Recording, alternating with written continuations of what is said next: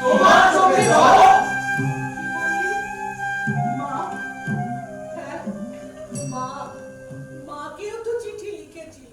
কে কে লিখেছিল? কে লিখেছিল মা?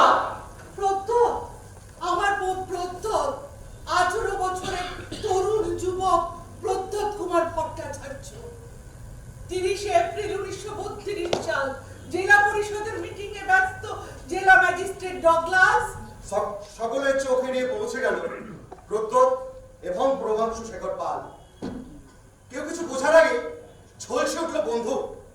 প্রভাংশু পালাতে পারলেও ধরা পড়ে গেল প্রত্যহ। জেলে আমার প্রত্যহের উপরে অমানসিক অত্যাচার করে ওই ইংরেজ পুলিশগুলো।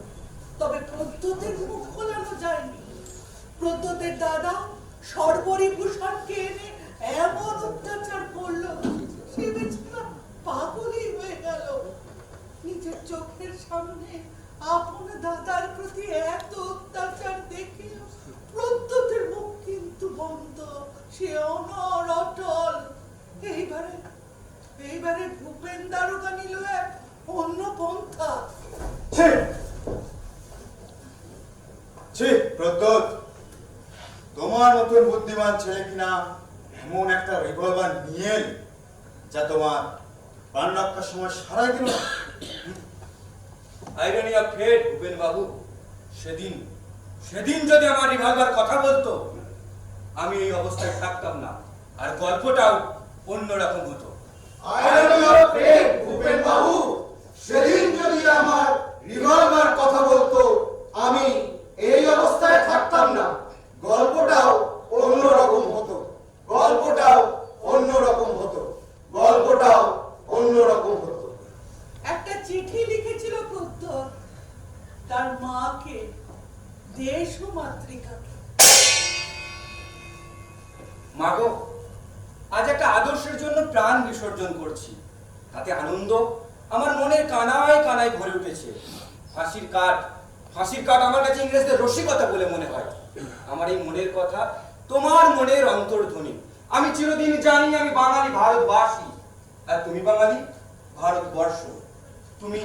তুমি যুগ যুগ ধরে যে অপমান, লাঞ্ছনা, নির্যাতন সহ্য করে এসেছো, তারই বিরুদ্ধে তোমার মনে যে অন্তঃসলীলা ফল্ক ধারার মতো বয়ে উঠেছে, সেই পঞ্জীভূত বিদ্রোহী আমি। বিপ্লব জিনিসটা কিছু আমাদের নয়, কিন্তু যুগ যুগ ধরে মানব জাতিকে ধ্বংসের হাত থেকে বাঁচানোর জন্য এর প্রয়োজন হয়েছে। বেশি আর বলবো কি, জীবনে অনেক আশাই ছিল। দেশের মধ্যে আমার আদর্শকে অস্ত্রে অস্ত্রে ছড়িয়ে যাব। নবযুগের কুসংস্কার মুক্ত ভাব নিয়ে সমস্ত জাতি ও সমাজকে নবরূপ দেব। সমস্ত গ্লানি, সমস্ত আবর্জনা ধুয়ে মুছে পরিষ্কার করে দিয়ে যাব। কিন্তু আশ্চর্য মানুষের জীবন, হঠাৎ একটা ডাক এলো, আমাকে যেতেও হলো। তা বলে এই কথা মনে স্থান দিও না মা। আমার সাথে সাথে আমার সমস্ত চিন্তা, আশা সবই লোপ হয়ে যায়, সবই রয়ে যায় আমার এই বাংলার ছেলে মেয়েদের মধ্যে, আর আমার মায়ের অন্তরে। তোর আপন জনে ছাড়বে তোরে, তা বলে ভাবনা করা চলবে না। ও তোর আশা রক্ষা পড়বে ছিঁড়ে, হয়তো রে ফল ফলবে না। আসবে পথে আধার নেমে, তাই বলে কি রইবি থেমে? ও তুই বারে বারে জ্বালবি বাতি, হয়তো বাতি জ্বলবে না। আমার প্রিয় দাদা, আর 1 সপ্তাহ পরে আমাকে ফাঁসি দেওয়া হবে। তুমি তার জন্য আফসোস করো না, কারণ আমি আমার পুরনো দেহ ছেড়ে নতুন দেহ ধারণ করতে চলেছি। দেশের বলিবেদিতে আমার আত্মবলিদানের খুব প্রয়োজন হয়ে পড়েছে। মৃত্যু কি? জীবনের একটি নাম ছাড়া তার কিচ্ছু নয়। আর জীবন কি? মৃত্যুর একটি দিকের নাম মাত্র। সুতরাং ভয় পাওয়ার কি আছে? এ তো প্রকৃতিরই নিয়ম। যদি আমাদের একথা সত্য হয় যে ইতিহাসের পুনরাবৃত্তি ঘটে, তবে আমাদের সকলের আত্মবলিদান কখনো ব্যর্থ হবে না। তোমার এখানে আসার দরকার নেই, কেননা কিছুদিন আগে তুমি দেখা করে গেছো। আমি যখন লখনৌতে ছিলাম, বোনের সাথে 2 বার দেখা হয়েছে। আমার প্রণাম, ছেলেদেরকে আমার ভালোবাসা জানা। আমার নমস্কার। সকলকে সকলকে আমার শেষ নমস্কার। ইতি তোমার প্রিয় রাজেন্দ্রনাথ লাহিড়ী।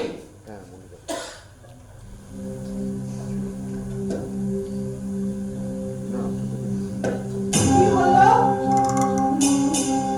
কি হলো? এখন যে দেখছি সবার চোখেই জল। চিনতে পারলে আমার রাজেন্দ্রনাথকে, রাজেন্দ্রনাথ লাহিড়ী। 1925 সালে দক্ষিণেশ্বর বোমার মামলায় তার জেল হয়, তারপর 1927 সালে কাকরি মামলায় তাকে ফাঁসির হুকুম শোনানো হয়। জেলে আমার রাজেন্দ্রনাথকে কেউ চুপ করিয়ে রাখতে পারেনি। জেলে বসে আগুনের চিঠি লিখে লিখে বিপ্লবের আগুনকে সে জ্বালিয়ে রেখেছিল। তাই ওই ফাঁসির মঞ্চে যখন তাকে তোলা হলো, সেখানেও জেলার সাহেব, আমি পুনর্জন্ম বিশ্বাস করি। পরের জন্মে সুস্থ শরীর নিয়ে না জন্মালে আমার অসমাপ্ত কাজ শেষ করব কি করে? আমি পুনর্জন্মে বিশ্বাস করি। পরের জন্মে সুস্থ শরীর নিয়ে না জন্মালে আমার অসমাপ্ত কাজ শেষ করব কি করে? হে দেশ, চেয়ে দেখো, এই বদ্ধভূমিতে সকলেই প্রাণ উৎসর্গ করতে প্রস্তুত। দেশের জন্য আত্মত্যাগ করবার বাসনা প্রত্যেকের মনে। নির্দয় তোমার বন্ধুরা, নির্যাতিত তুমি। প্রলয় শিখায় মৃত্যুর তাণ্ডব বয়ে চলেছে। শহীদ হয়ে যাওয়ার সুতীব্র ইচ্ছা বিসমিলের প্রতিটি শিরায় শিরায়। আমি রামপ্রসাদ বিসমিল লিখলাম আজ 16 ডিসেম্বর 1927। 19 ডিসেম্বর 1927 সোমবার সকাল 6 ঘটিকায় আমার এই দেহটিকে ফাঁসিতে ঝুলানোর সময় ও দিন নির্ধারণ হয়ে গেছে। তাই আমার অন্তিম অনুরোধ, সকলে মিলিত হয়ে দেশের মঙ্গলের জন্য লড়াই করো।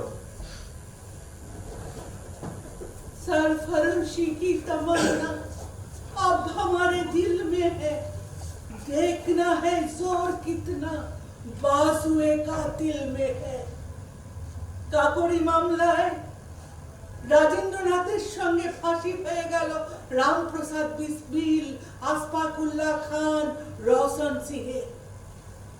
স্বপ্ন গানে আসুক জীবনের বন্যার উত্তম মৌতুক, স্বপ্ন গানে আসুক আগুনের জয়গান গাও, আগুনের জয়গান গাও, আগুনের জয়গান গাও। কিন্তু পুরাতন ডাক ভেসে যাক, ডাক ভেসে যাক, ডাক ভেসে যাক। আমরা শুনেছি ওই অভয় অভয় অভয়, আমরা শুনেছি ওই অভয় অভয় অভয়। বন্ধু করে নিলাম ভয় করি না অজানারে, লুপ্ত তাহারি তারে দুর্গার ভেঙে দাও। মান ভেঙে দাও, মান ভেঙে দাও, মান ভেঙে দাও। জীবনের উদ্যমতায় শুরু হয়ে গেল রাইটার্স বিল্ডিং অভিযান। বিনয় বাদল দীনেশ, তিন বঙ্গ সন্তান ব্রিটিশের হৃদযন্ত্রে আনলো আঘাত। 8 ডিসেম্বর 1930 শুরু হলো অলিন্দ যুদ্ধ।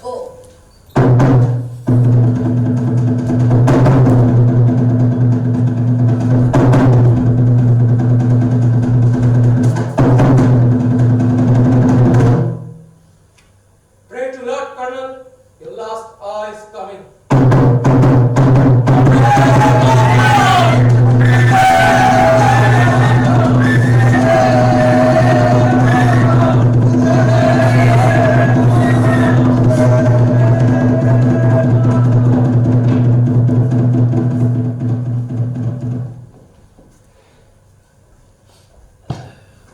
বিনয় বিনয় রাইটার্স বিল্ডিং এর ভেতরেই পটাশিয়াম সায়ানাইড খায়।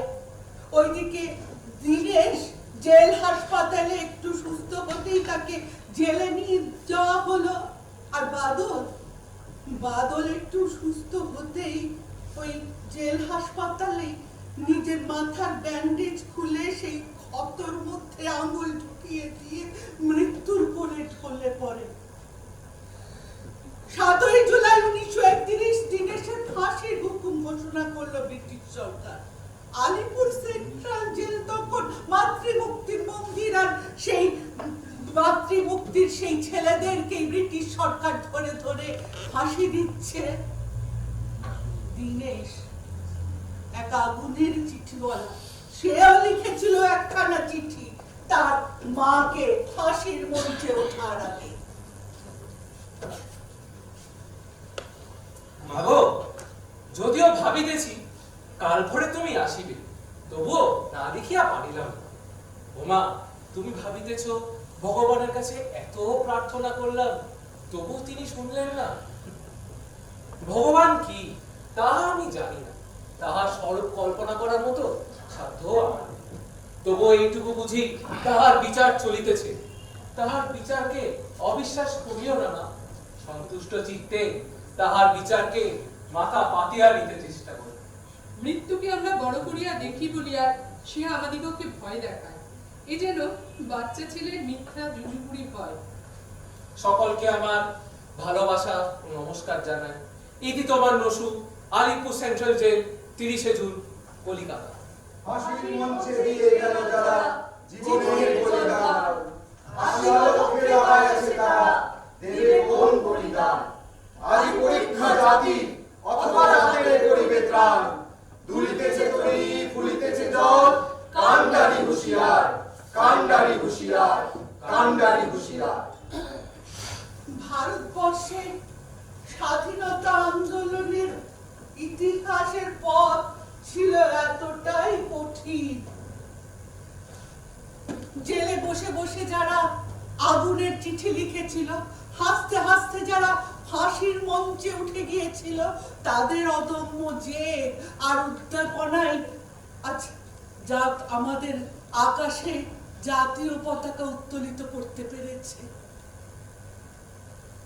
জেলে বসে বসে আগুনের চিঠি লিখে লিখে বিপ্লবের আগুনকে জ্বালিয়েছিল তারা। হ্যাঁ, আগুনের চিঠি। আরো এক আগুনের চিঠিওয়ালা দীনেশ চন্দ্র মজুমদার ওই ডালহৌসি স্কোয়ারে চার্লস ডিকার্ডকে হত্যা করতে গিয়ে সে ধরা পড়ে। তারপর তার ফাঁসির হুকুম হয়। ফাঁসির মঞ্চে ওঠার আগে সেও লিখেছিল একখানি চিঠি তার দাদা বৌদিকে। শ্রী চরণসু বৌদি, অনেকদিন পর ইচ্ছে হলো তোমাদেরকে চিঠি লিখি। দোষ হবে ভেবে লিখিনি এতদিন, তবে আজ মনে হচ্ছে একদিক দিয়েও দোষ হলেও কিছু লেখা আমার উচিত। তোমাদের ছেলে মেয়েদের উদ্দেশ্যে বলি, তাদেরকে আমার আন্তরিক স্নেহাশিস জানি। তারা যেন নিজেদের স্বার্থ ছাড়িয়ে উঠতে পারে। অত্যাচারিত নিপীড়িত মানব সমাজের ব্যথা তারা যেন মনে প্রাণে অনুভব করতে পারে। সেই ব্যথা বুঝতে পেরে তারা তা দূর করার যেন যথাসাধ্য চেষ্টা করে, নিজেদেরকে যেন ফাঁকি না দেয়। এমনই মন, এমনই হৃদয় যেন তাদের হয়। বড়দের আমার প্রণাম জানাবে, ছোটদের আমার ভালোবাসা দিও। ইতি তোমার প্রিয় দীনেশ চন্দ্র মজুমদার। 9 জুন 1934। বীর দীনেশ হাসতে হাসতে ফাঁসির দড়ি গলায়। ভগবান তুমি যুগে যুগে দূত পাঠাইছো বারে বারে, দয়াহীন সংসারে তারা ভুলে গেল ক্ষমা করো সবে, বলে গেল ভালোবাসো অন্ধ রোগের বিদ্বেষ বিষ নাশো। করণীয় তারা স্মরণীয় তারা, তবুও বাহির দ্বারে আজি দুর্দিনে ফিরানো তাদের ব্যর্থ নমস্কারে। দূত দূত মসিহা, বারে বারে এক এক মসিহার জন্ম হয়েছে, আর তাকেই ওই ব্রিটিশ শাসকের দল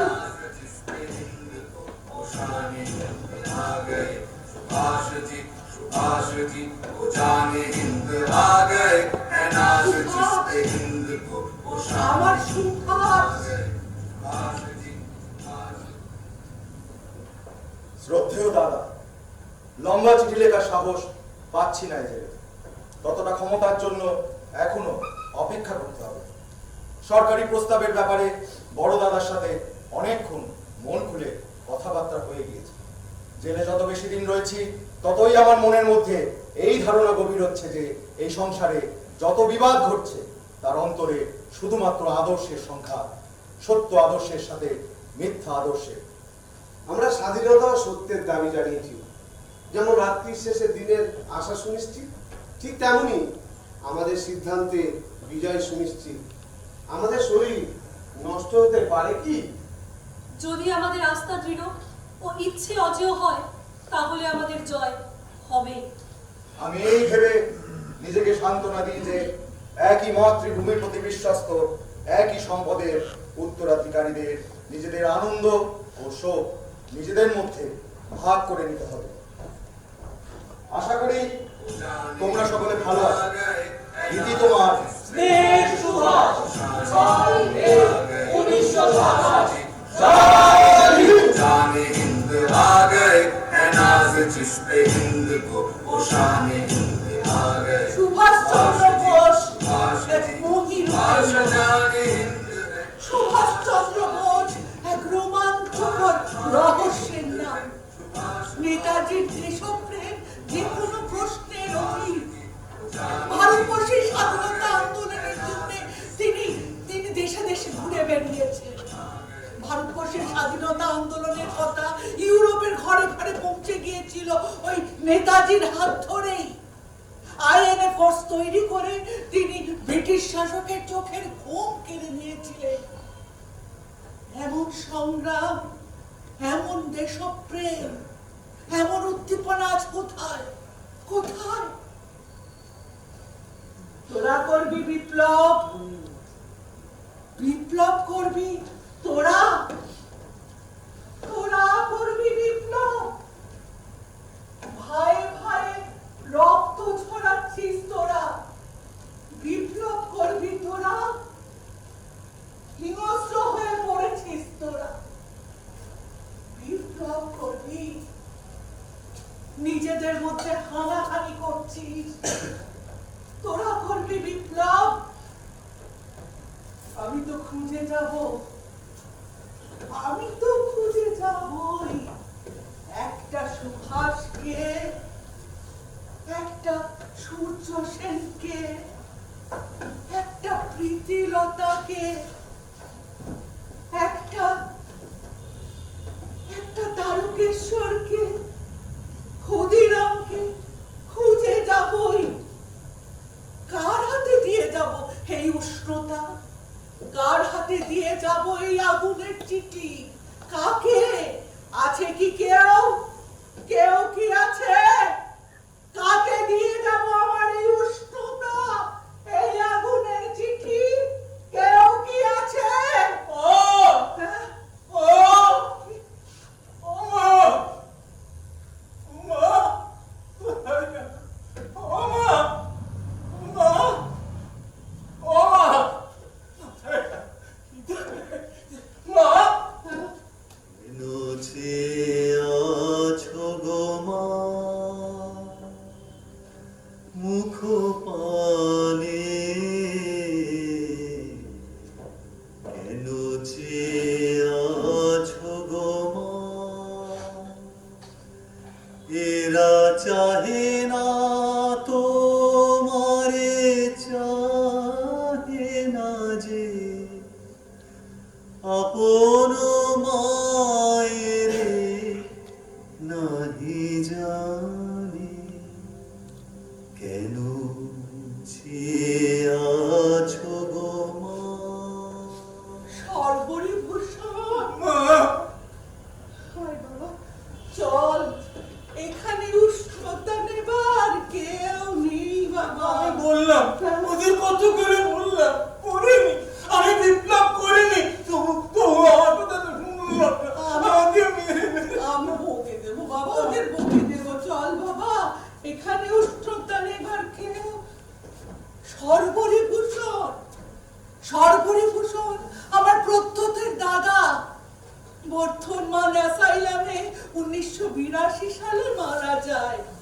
মৃত্যুর দিন পর্যন্ত তার মুখে ছিল একটাই কথা, দেশ স্বাধীন কবে হবে, কবে হবে মা, কবে হবে দেশ স্বাধীন? হবে বাবা। চল চল, সর্বরি ভূষণ, চল বাবা চল। পরাধীনা জননী আমার পরাধীনা, জননী আমার লাঞ্ছিত সন্তানগণে বিরলে কঙ্কাল সার। জননী আমার পরাধীনা, জননী আমার পরাধীনা, জননী আমার হৃদয়ে শোনিতনি কোটি তটে চিরচি নির্জীব অনতোষী দেহ মাত্র ভার। জননী আমার পরাধীনা,